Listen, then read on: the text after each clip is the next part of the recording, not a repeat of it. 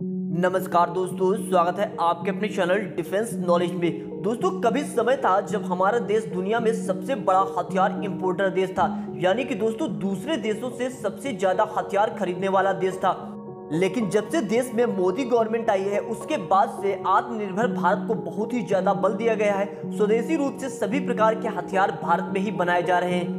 दोस्तों, उसके बाद भारत इंपोर्टर की जगह पे एक्सपोर्टर बनने की राह पर चल पड़ा, यानी कि दोस्तों अब हमारा प्यारा भारत देश दूसरे देशों को अपने हथियार बेचेगा।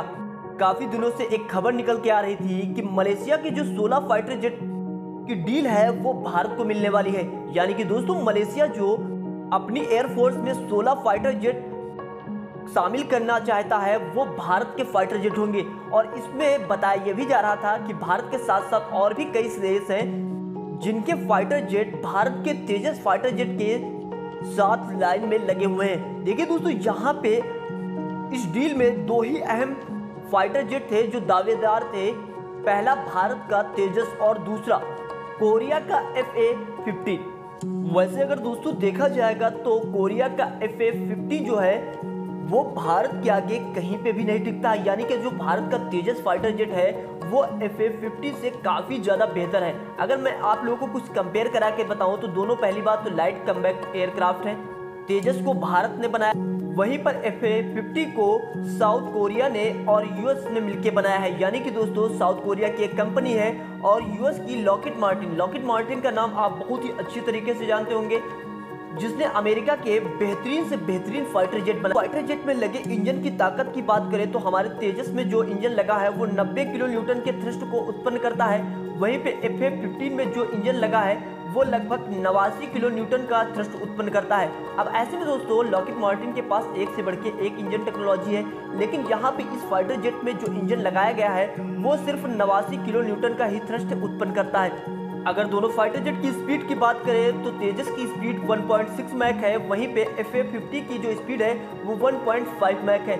दोनों के रडार लगभग सेम है। दोनों के रडार की रेंज भी लगभग 150 किलोमीटर से लेके 160 किलोमीटर के आसपास बताई जाती है। लेकिन दोस्तों एक मामले में तेजस हमारा जो है वो FA-15 से आगे निकल जाता है। देखिए दोस्तों, हमारे तेजस में एयर टू एयर रिफ्यूलिंग का सिस्टम दिया गया है, लेकिन FA-50 में एयर टू एयर रिफ्यूलिंग का सिस्टम नहीं दिया गया है। हालांकि दोस्तों यहाँ पे साउथ कोरिया की सरकार ने 2020 में ये कहा था कि हमने ब्रिटेन की सरकार से बात कर ली है और बहुत जल्दी से जल्दी हम ये टेक्नोलॉजी भी बना लेंगे। अब इसके बाद दोस्तों अगर दोनों फाइटर जेट की वारहेड कैपेसिटी बताएं तो लगभग हमारे तेजस में 5.3 टन पेलोड ले जाने की कैपेसिटी है, वहीं पे FA-50 में लगभग 4.5 टन पेलोड ले जाने की कैपेसिटी है। यानी कि देखा जाएगा तो इस मामले में भी हमारा तेजस FA-50 से आगे निकल जाता है। हाई एल्टीट्यूड पे उड़ने की क्षमता, यानी कि दोस्तों कितनी ऊंचाई पर दोनों फाइटर जेट उड़ सकते हैं। जैसे हमारा 50,000 फीट तक ऊंचाई पर उड़ सकता है और वहीं पे FA-50 लगभग 48,000 फीट तक की ऊंचाई पर उड़ सकता है।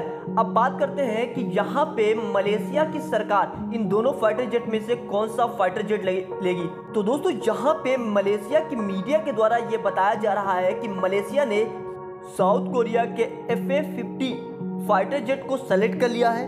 अब 18 फाइटर जेट जो कि मलेशिया को चाहिए वो FA-50 ही लिए जाएंगे। लेकिन दोस्तों अभी यहाँ पे बिल्कुल कंफर्म नहीं हुआ है। हालांकि मलेशिया की मीडिया के द्वारा ये दावा किया गया है, तो अभी जब तक कंफर्म नहीं हो जाता तो तब तक हम भी ये नहीं कह सकते हैं कि ये बात सही है या फिर गलत है।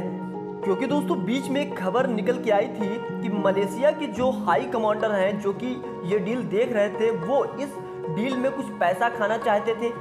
पैसा खा के ये डील साउथ कोरिया को मिल रही थी। हालांकि दोस्तों यहाँ पे इस बात पे कोई कंफर्म नहीं हुआ है, लेकिन ऐसी खबरें मलेशिया की मीडिया के द्वारा उठाई गई थी।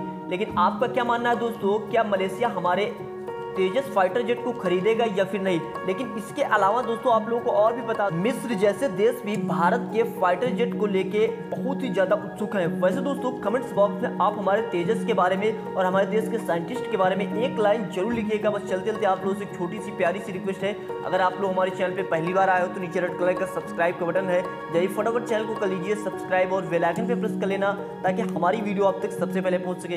दोस्तों चलता हूँ, मिलता हूँ नेक्स्ट वीडियो में। जय हिंद, जय भारत।